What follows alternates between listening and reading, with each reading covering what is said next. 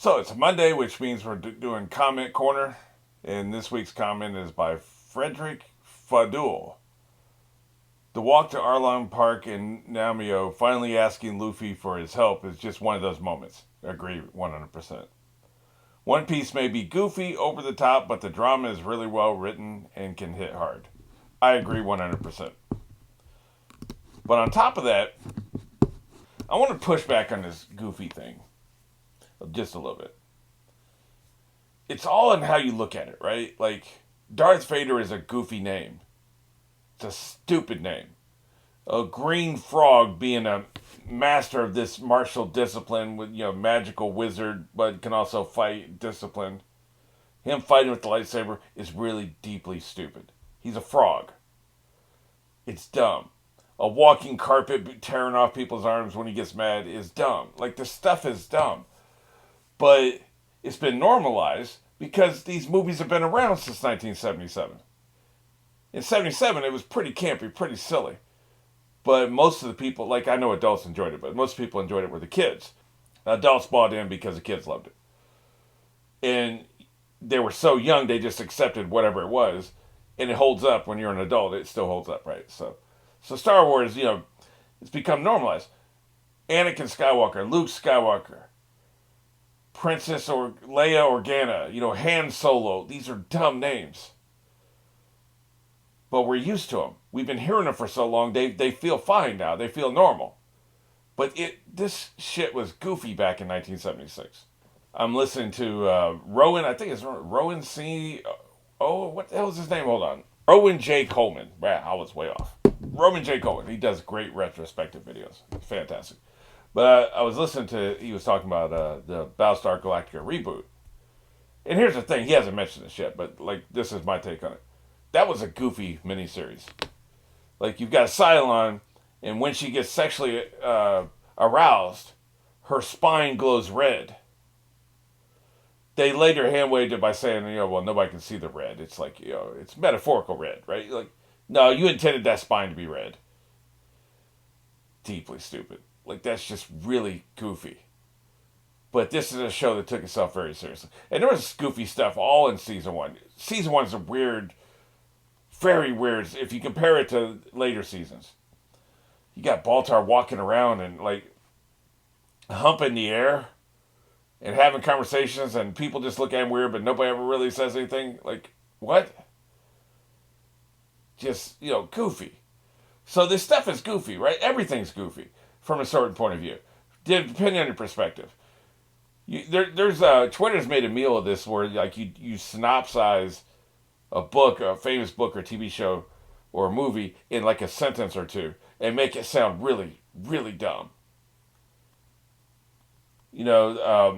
Wizard of Oz is really stupid. Like, what I'm saying? We can talk about this forever. I'm just saying, everything is goofy if you don't buy in. Everything is goofy if you don't get the full context and nuance. Luffy is a very unserious person. But there are unserious people in the world. I'm still forming what I think of this series. And he's at the heart of it. He's got a Don Quixote aspect to him. Almost C-3PO going back to Star Wars, where they're just kind of stumbling through history. Forrest Gump, maybe, like, just stumbling through history and not really processing what's actually going on around you. And in his case, he's got a singular focus. This is all he cares about. He says what he thinks. He means what he says. He has very few interests. He doesn't have a curiosity about people, although he can be strangely perceptive sometimes. We've noticed this a couple times. I would have him completely in a box if it wasn't for his... Like, he was very perceptive of Usopp that one time. That his feelings were hurt. And he sought him out to comfort him. And that touched me. Like, because I didn't think he was capable of that. Because he does seem so self-absorbed and so naive. So, yeah, he'll be knocked out, thrown up in the air, and just go flying all the way across the city and land, and it's silly, and then he takes a nap. But there are unserious, silly people in the world. I'm not saying the show's realistic. What I'm saying is there's a difference between something being realistic and something feeling real. I guess is what I'm saying. So that's all you need as a filmmaker. You need to be in touch with imagination, what an ordinary person thinks, practicality, what makes sense and what feels real. Luffy is not realistic, but he feels real. Somehow. Like, the writer's a genius. The writer who came up with all this stuff and created this is a genius. So, I don't think this is goofy and silly. And I call it Looney Tunes sometimes. But that's affectionately used. I'm not even defensive about it. Like, people can think whatever they want. I don't give a crap what they think of One Piece. Like, the die has been cast. The ink is dry. The series has been around for a long time. People have formed their opinions way before I came on the scene, right? They think what they think. I'm talking about me. Me personally, I don't see it that way. I just think it walks a thin line.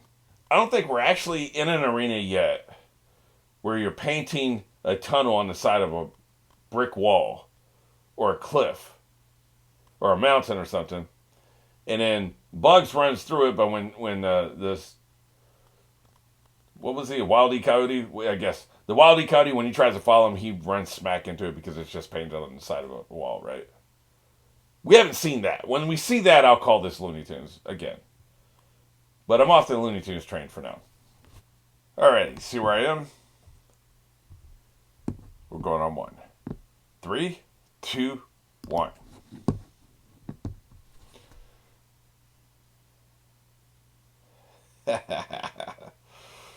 I guess he's been in the background for a couple episodes, so it's time for him to take the limelight again. Hey, she's got some hype men. So she don't know him. She's just trying to outdo him.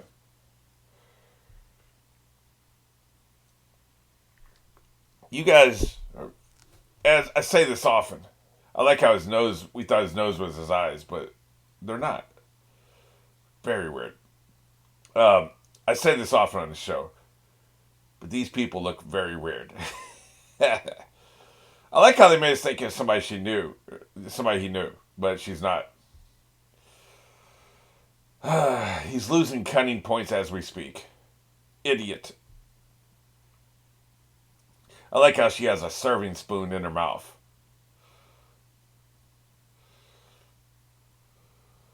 How dare you touch my hand? Like I said, that's right. She carries a frying pan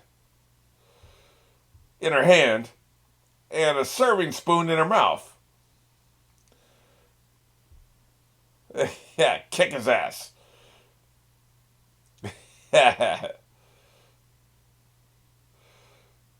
You've been served.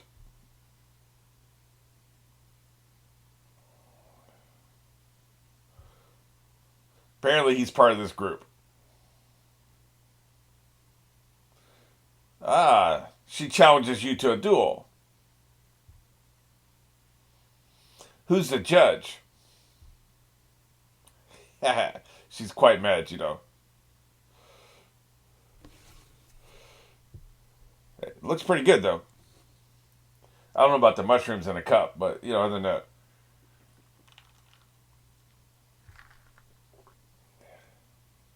How are they cowards? Unless they just refused to duel you, and it sounds like they did duel you, so they're not cowards, are they? You better be crying. Ah.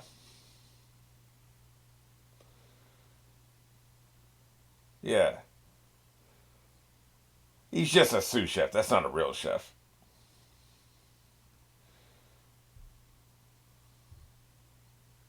Kick his ass. How dare you? She's been looking for it for 10 years. She's on a mission from God.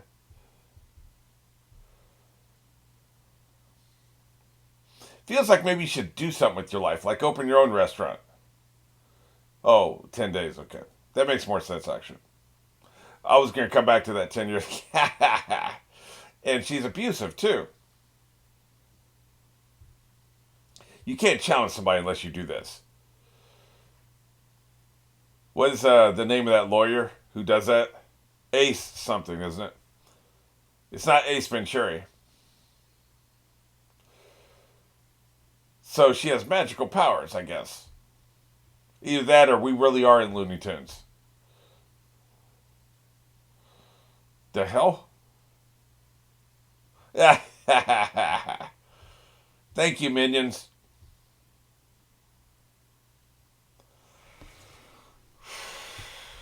This is worse than Marty McFly. What are you, chicken?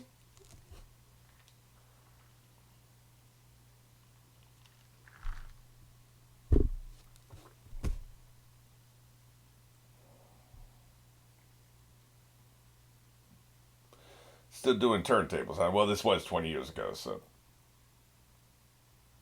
I think we had CDs 20 years ago, didn't we?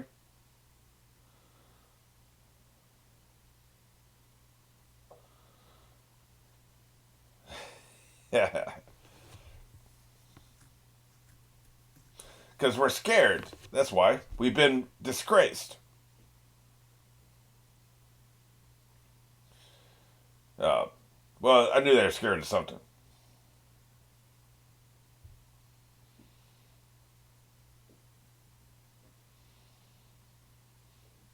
He's literally behind you.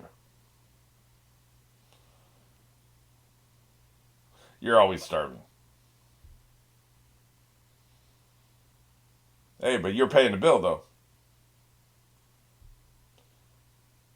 If you mean money, I don't have any. See, like I said, he's oblivious. Yeah. Maybe if we trash the restaurant, we won't have to pay.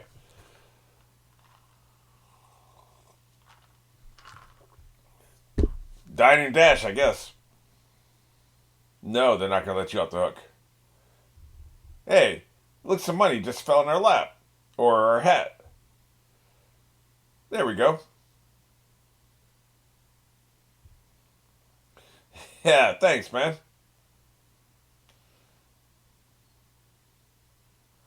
Here's the rest of your money. Dumbass.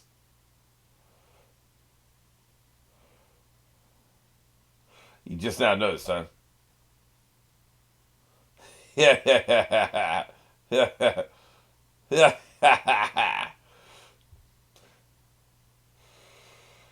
They just don't seem like very worthy adversaries to me, I'm just saying. Why are you so scared, lion? Are you a cowardly lion?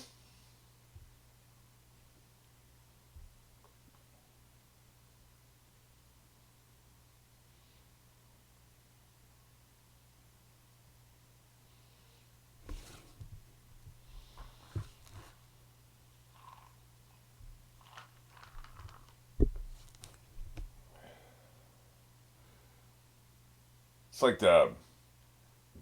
It wasn't the Blue Sea, was it? Because they said he's part of the Blue Sea. Anyway, that party he's talking about where all the fish exist in one place, right?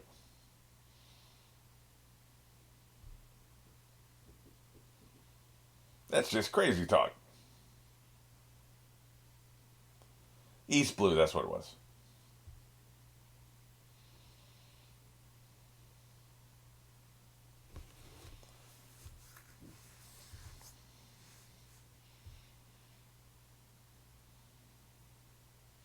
Yeah, what's happening, man? How dare you question me?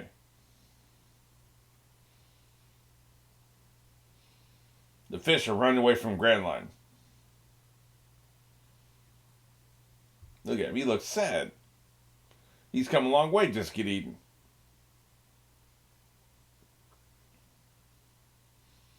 Oh.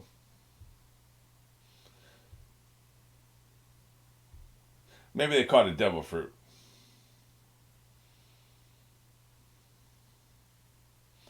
Well, that's just crazy talk. That can't be real. Elephant bluefin tuna. That sounds good. He seems big enough that he could have pulled that off.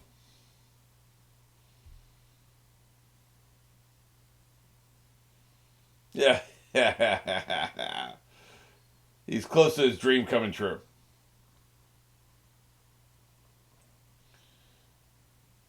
You know it, baby.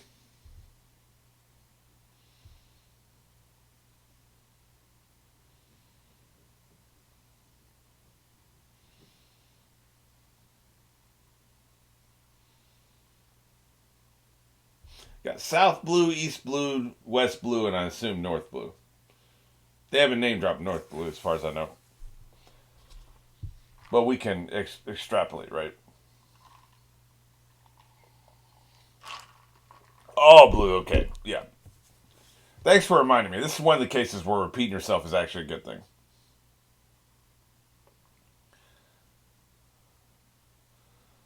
Yeah, it's just a joke, I tells you.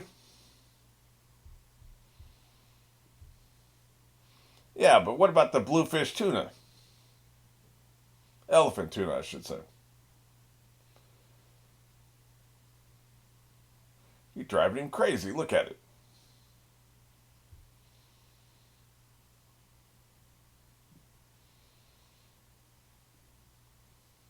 Man, you ain't got no damn cash. Well, he says he has money. This is going on my trophy wall. Now, leave me alone.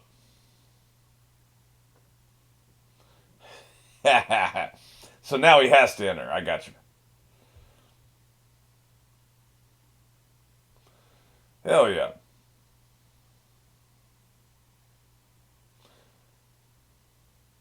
Yeah, giving a champion food to prepare seems like, the only way to go. Why are you trying to hustle me, man?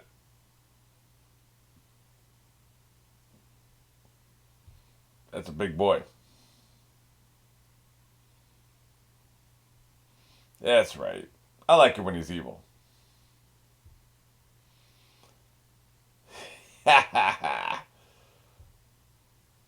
That's what she was talking about. Oh, well, if I'm going to be humiliated, might as well be publicly, right?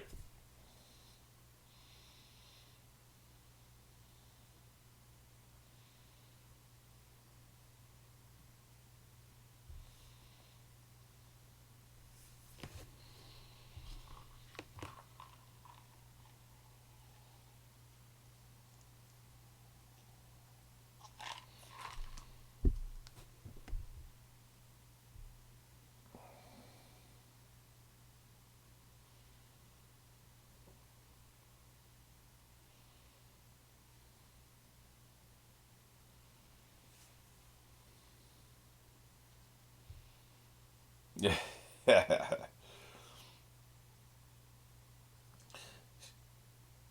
I like the little hearing sound effect they just showed there. He heard everything.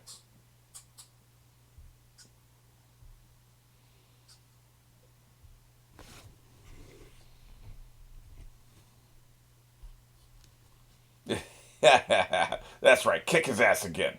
That's what I'm talking about. Yeah. Yeah, she hasn't changed in the last 20 minutes. All she's doing is going around town finding people she knows in idiotic situations.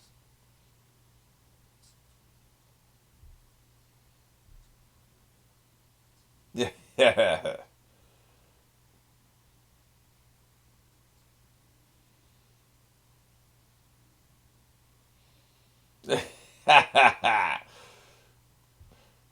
I will not be ignored.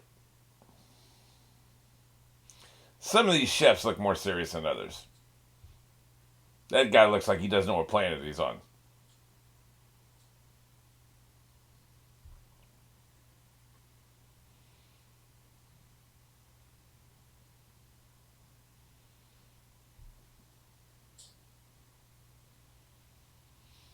So it's head to head, huh?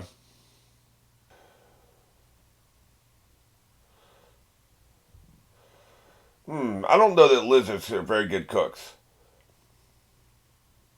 And he's got the homegrown referee situation going on, right?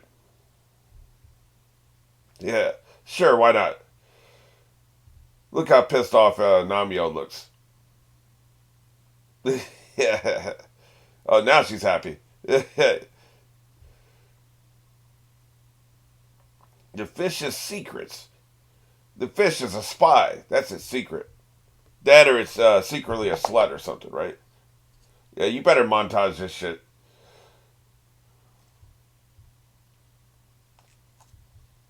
What do you cook? I at least want to know that much. Damn. They're just blowing right through this. The British would never put up with this. They love these baking shows. Which I assume is the influence here, right?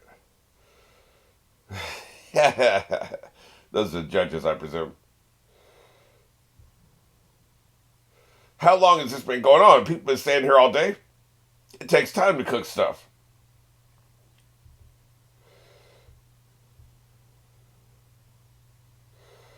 Dance and cooking. Like, dancing and cooking doesn't go together.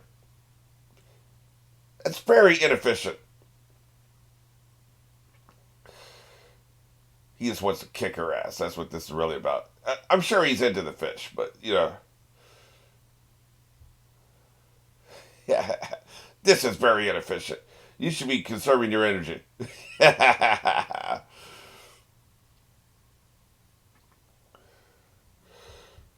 Hey, don't be losing your pace, man.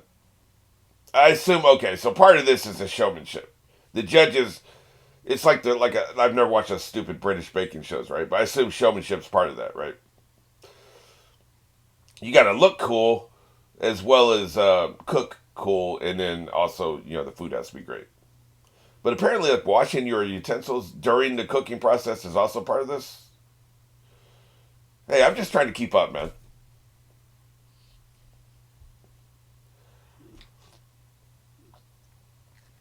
Damn. And then we go into a flashback.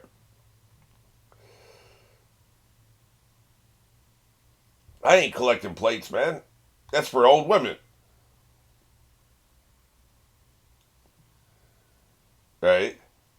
Look how the Grand Line's going through that. We've never heard about the Red Line before, have we? Right.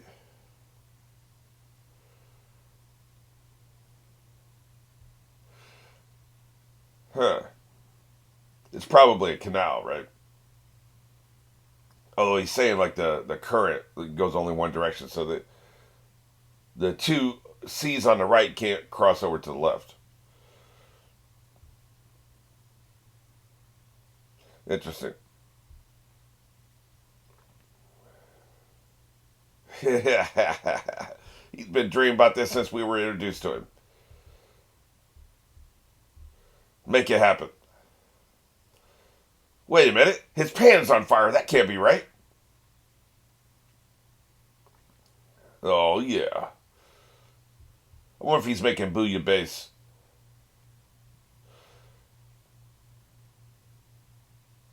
It's just beef stew. Well, too late. He sent the food into orbit. Okay, showmanship's part of it. Look, that's understandable. Like, if that's what it is, right? Man, they're making a lot of stuff. That would take hours, man. That's just one match. They've been standing here for 3 days.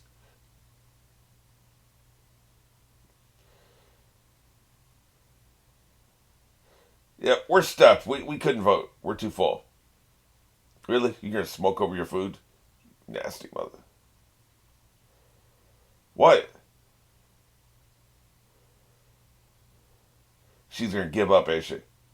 Slap him. I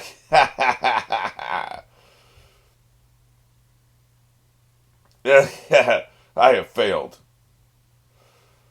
Hey, man, we're trying to announce a vote here. Why don't you sit your ass down and shut the hell up? uh, she saw him.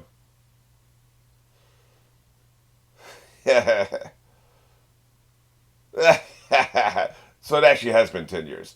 They thought she was making it up. I like that. Actually, that's a nice little twist. Hey, we're not allowed to taste each other's food. When did you sneak my stuff? Huh. I guess I'll just shove this vote up my ass since we're useless. But sit your ass down and let the judges decide. Hey,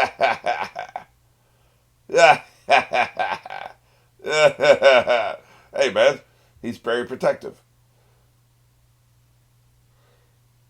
We got 1,000 episodes. We got to set up future plot lines, possibly. We'll never see her again. I'm predicting we will never see her again.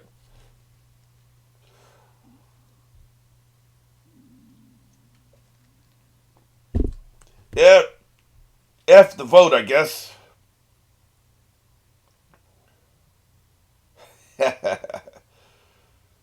Meanwhile, the fish has been sitting outside for 3 days under the hot sun. Because you're a good minion, that's why. They'll be eating on that for, speaking of 3 days, they'll be eating on that for 3 days. That's a lot of food. Good eating. Just don't use the eyeballs. That's disgusting. Yeah, my storyline comes next episode.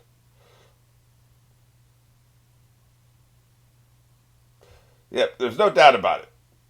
Maybe we shouldn't have spent 4 days at that cooking contest. Uh oh. Hey, use your Mr. Fantastic arm, man.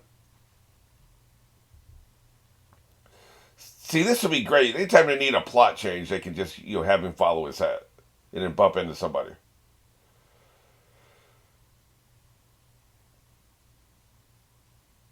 Maybe you should get a little strap with this hat so it stays on his damn head.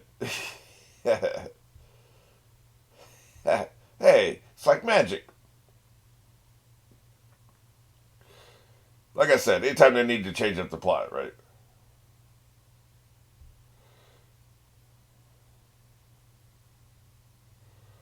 Here he is.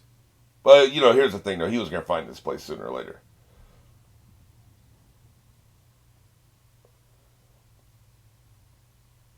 Of course he walked up. That's where he wanted to go. That's what people do. They want to go somewhere, they walk up to it,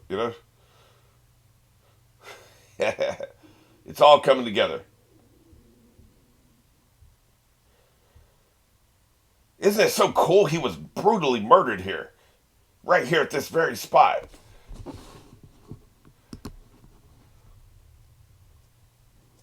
I'm literally standing at the spot where he evacuated his bowels when they extinguished his life. This is great. I don't think he sees it that way clearly, right?